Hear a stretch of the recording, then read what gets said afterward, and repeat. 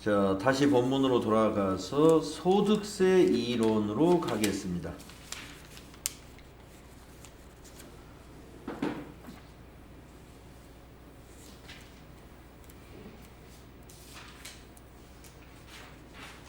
네, 113페이지로 갈까요?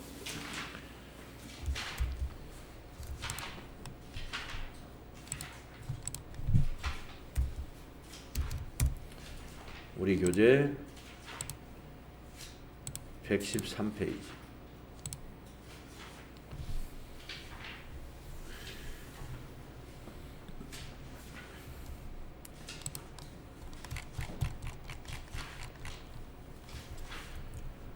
자, 먼저 소득세란 무엇인가? 소득세의 정의를 알아보겠습니다. 자, 소득세라 하는 것은요, 개인이 얻은 소득에 대하여 부과하는 조세가 소득세입니다. 자, 우리가 소득세에는 법인 소득세가 있고 개인 소득세가 있어요. 소득세에는. 그래서 법인의 소득에 대해서 과세하는 세금을 우리가 법인세, 주식회사를 법인이라고 그러죠. 법인의 소득에 대해서 과세하는 세금이 법인세입니다. 그리고 개인의 소득에 대해서 과세하는 세금을 소득세라고 그래요. 원래는 법인 소득세, 개인 소득세 이렇게 하면은 가장 좋을 것 같아요. 명칭을 법인 소득세, 개인 소득세. 소득세에는 두 가지가 있다. 예, 법인에 부과하는 소득세, 법인 소득세. 개인에게 부과하는 소득세가 개인 소득세. 그런데 그렇게 하지 않고 우리가 그냥 소득세 이런. 소득세 하면 개인에게 부과하는 세금이다. 개인의 소득에 대해서. 이 개인의 소득이 이게 종류가 아주 많아요. 우리 개인들로 보면은 직장에 다니면 근로소득, 사업을 하면 사업소득, 은행에 돈을 넣어놓으면 이자소득, 주식을 사놓으면 배당소득, 연금에 가입하면 연금소득, 또 복권을 사서 당첨이 되면 기타소득. 이렇게 우리 개인들이 벌어들이는 것이 종류가 그 유형별로 굉장히 많습니다. 이제 우리가 이것을 살펴볼 거예요. 소득세는 개인이 얻은 소득에 대해서 부과하는 조세입니다. 그러면 소득세의 특징이 무엇인가를 보겠습니다. 첫째, 소득 원천설에 따라 과세합니다. 소득 원천설에 따라서 과세 소득의 범위를 정한다 이런 얘기인데요. 이게 무슨 말이냐면은 법령에서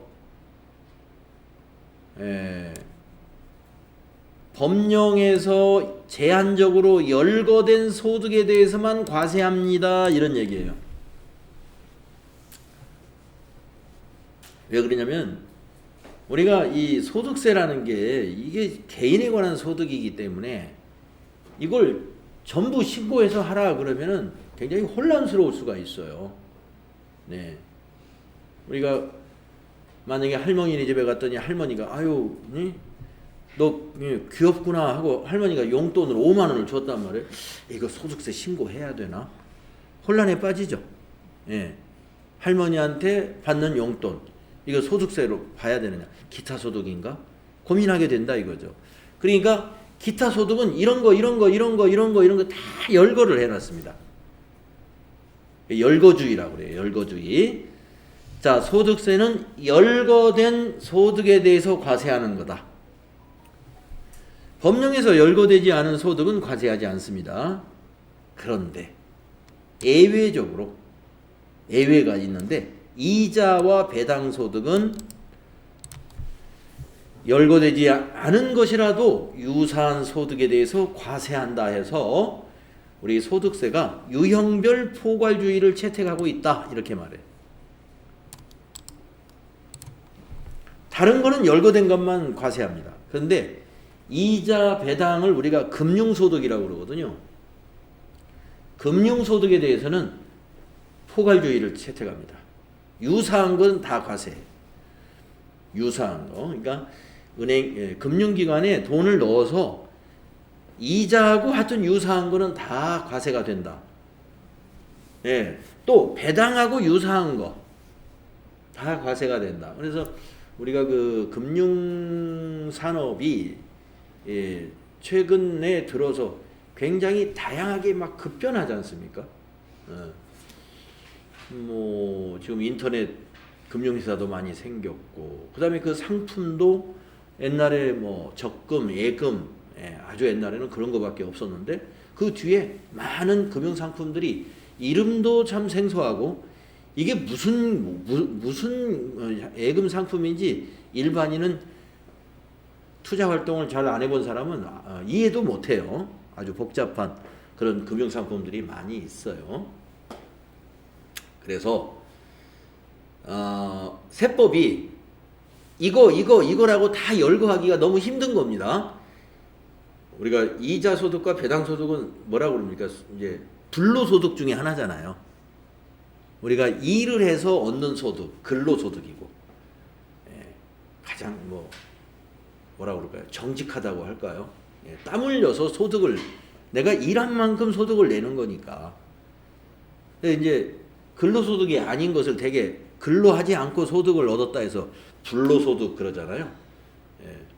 부동산 매매로 인해서 부동산 그 매매 차익으로 얻는 소득이라든가 이렇게 돈을 넣어놓고 이자를 받는 거라든가 뭐 이런 것들을 그냥 불로소득이라고 그러는데, 하여튼 금융소득도 불로소득에 해당이 돼요. 그러니까 조금 좀 과세를 좀 적극적으로 해야 되겠다라는 의도가 붙어 있어요. 자, 유형별 포괄주의가 바로 금융소득을 가리키는 말이다.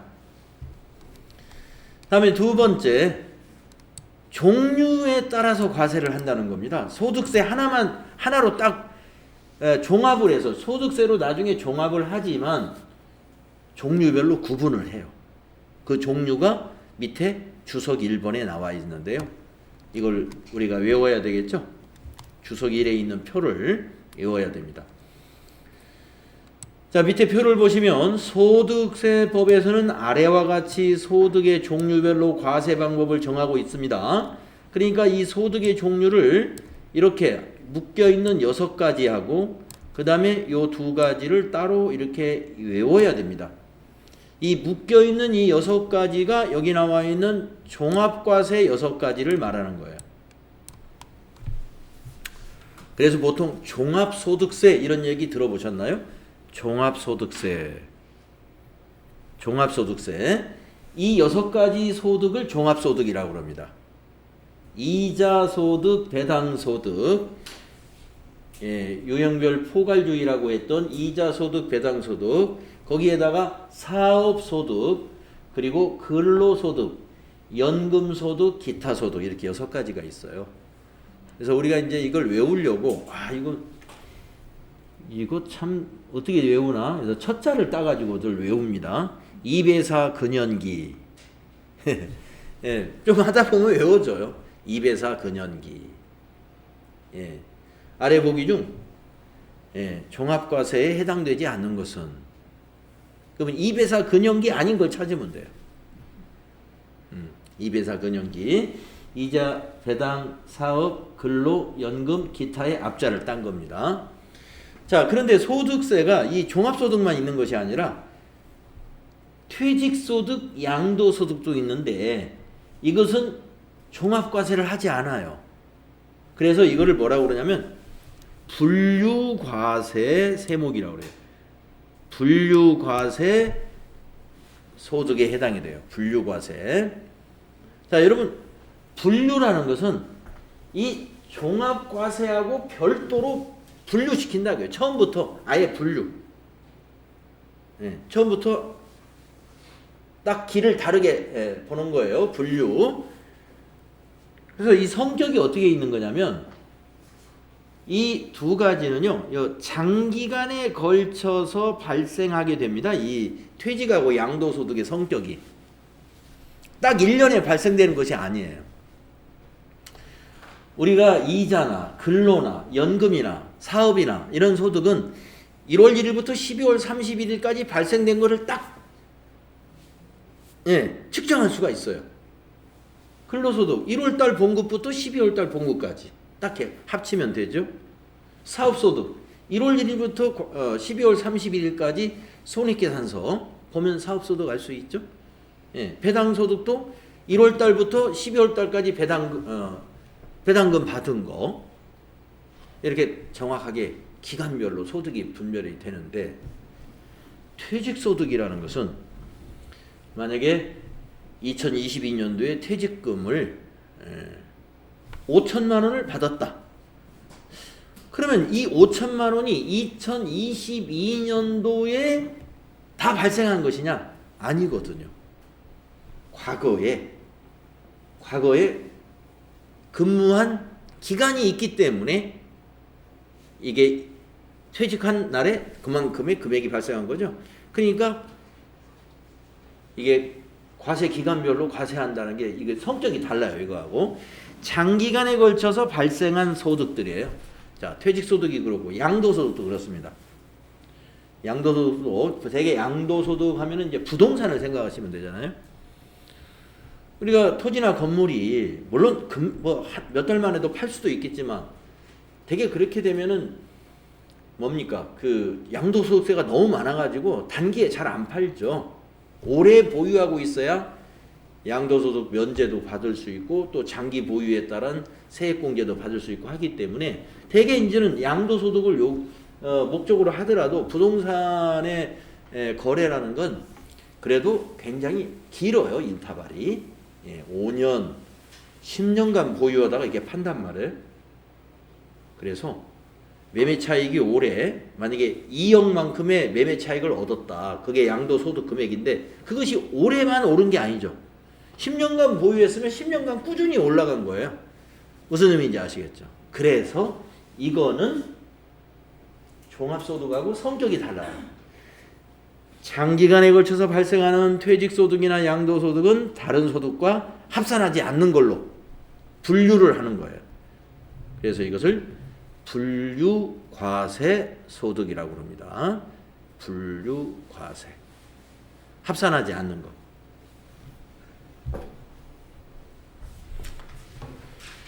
자, 그러면은 이제 주로 우리가 이제 다루어지는 것은 요걸 다룰 거예요. 퇴직이나 양도소득은 그냥 요 정도로 알면 끝이에요. 분류과세 된다. 분류과세 된다. 퇴직이나 양도소득은 분류과세다. 그리고 그 다음에 별로 나올 게 없고요. 우리가 이제 뒤에 본문에서 배우는 것은 종합과세를 가지고 공부를 할 겁니다.